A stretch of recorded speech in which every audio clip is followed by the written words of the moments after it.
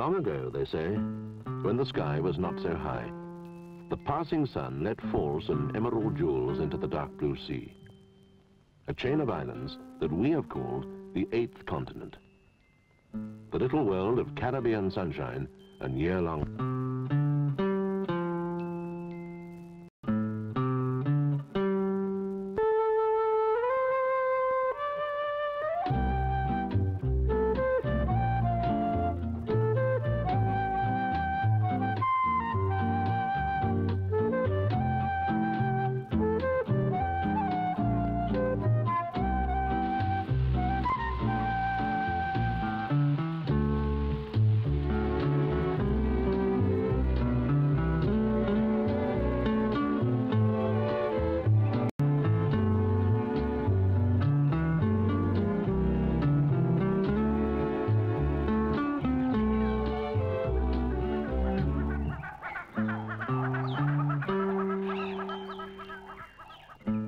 In 1493, Columbus came here after a long voyage of hardship, scurvy, and mutiny.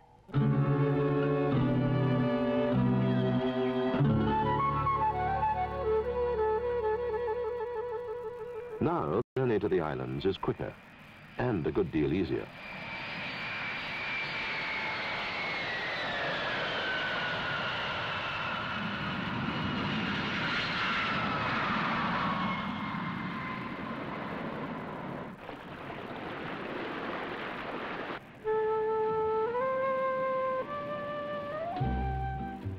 The bait that lured Columbus and later the Spanish conquistadores was El Dorado, the legendary city of gold. Strangely, what they sought and yet could not see was there all the time. The gold of the sun, the gold of the beaches, the glitter on the sea, lavish enough for the greediest adventurer. Now we know that the sun itself is a golden gift, and a marvelous freedom grows from it.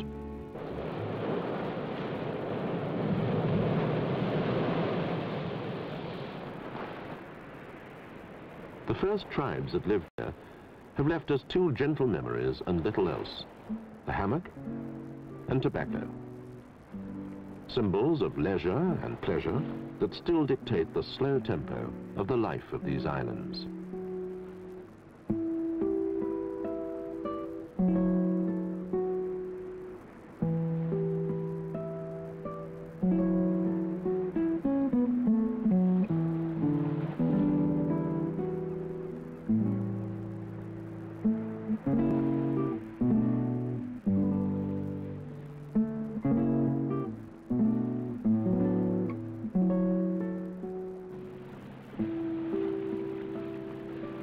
In the wild seafaring days of the 16th century, any attempt to settle for golden sunlight and quiet pastimes would have been greeted with laughter. Doubloons it had to be, and pieces of 8, and moidores, and sovereigns. And the Caribbean quickly turned into the colonial cockpit of Europe.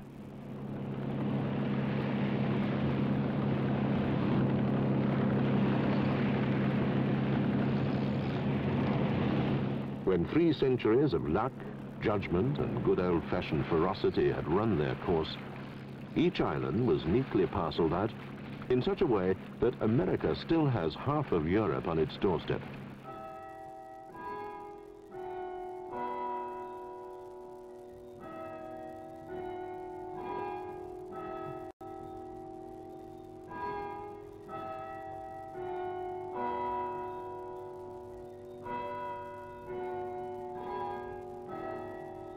The British got Grenada, and St. George's, the capital, became an English country town. Somehow, the sun always takes a hand in making things a little bit diffuse here. You get your snapshots developed at the barbers, shoes mended at the piano tuners, and the bus delivers the milk. And despite the polite Georgian exteriors of Grenada, the Prince of Wales once found himself refused a dance here. It happened at a party in 1778, for which the future William IV had dressed up, as a joke, in one of his midshipman's uniforms, and was consequently not recognized. Amazing the difference a uniform can make.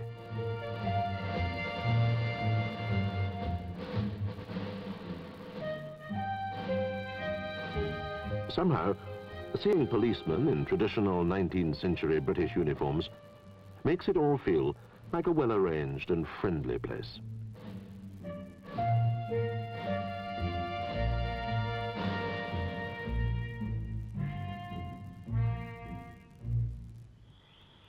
When history said it was time to bring on the Buccaneers, there was the island of St. Thomas, perfectly placed strategically for a bit of privateering on the Spanish Main. It's worth a walk along the beaches here, for the odd memory of them still turns up on the tide.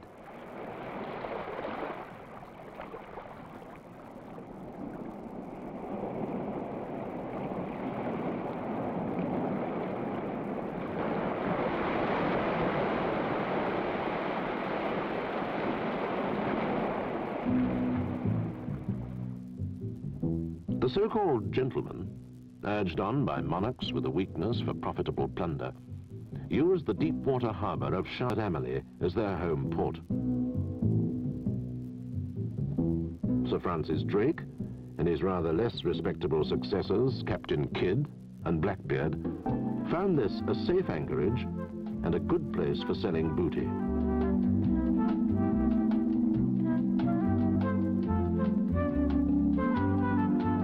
Although St. Thomas was long since bought by the United States from Denmark, the atmosphere of high adventure with Scandinavian overtones still lingers.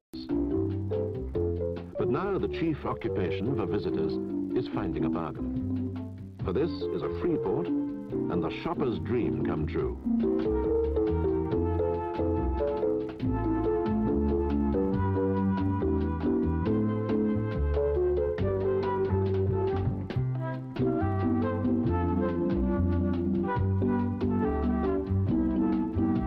The special thing about St. Thomas is its nice, relaxed feeling of Greenwich Village, Surrey.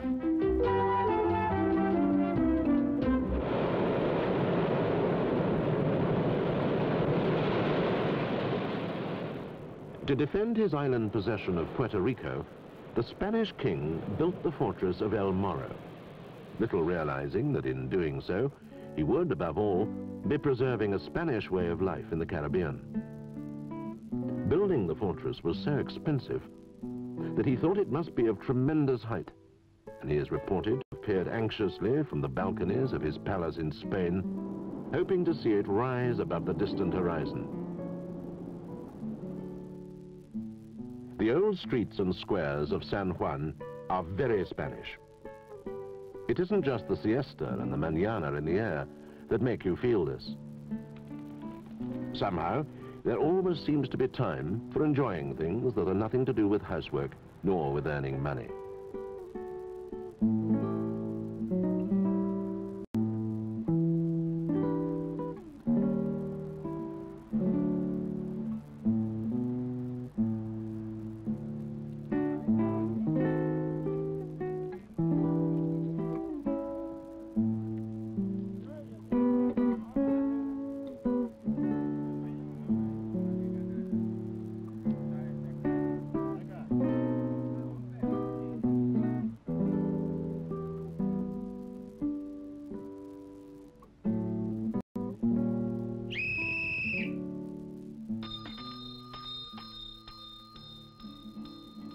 Then again, once the door has been opened to you, there's that quiet, enclosed, very private courtyard feeling of the houses. You'd never guess that this is a hotel that's only a few hours' flight from New York. It feels like the courtyard of a well-ordered hacienda somewhere near Seville.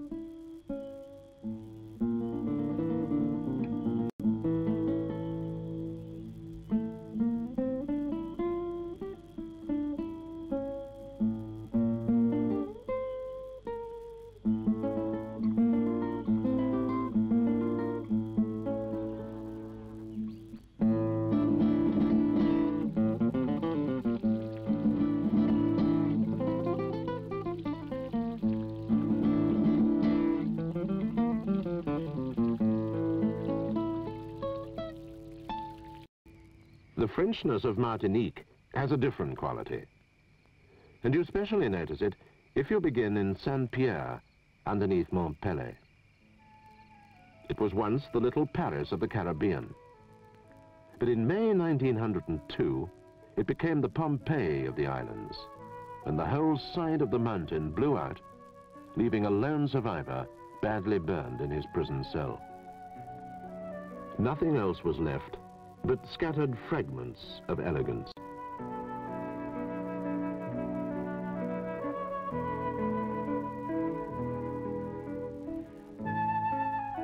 The farming even is languid here, but the soil brings forth such riches that in Paris they used to judge you rich as a Creole plantation owner.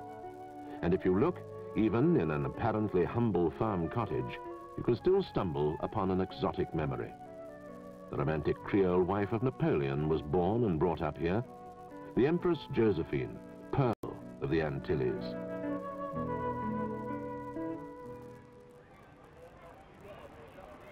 This is France under a warmer sun. The philosopher. Fragments of elegance. Just the right amount of refined decay.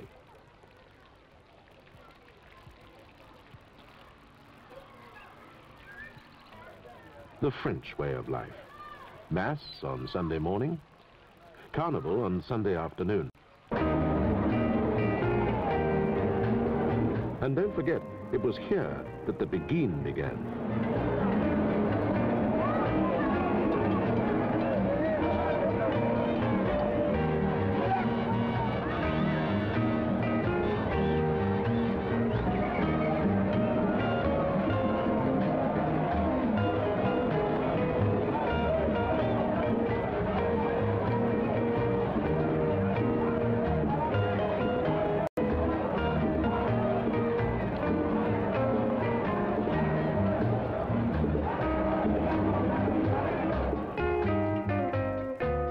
Martinique is a sultry female place. It was here that Paul Gauguin first felt and painted this alchemy of cinnamon skin and warming sun. The fates of history have put Europe into the sunshine here in the Caribbean and have made an extraordinary pattern of warm, reviving islands, each with its own particular mood that you can choose to fit your own.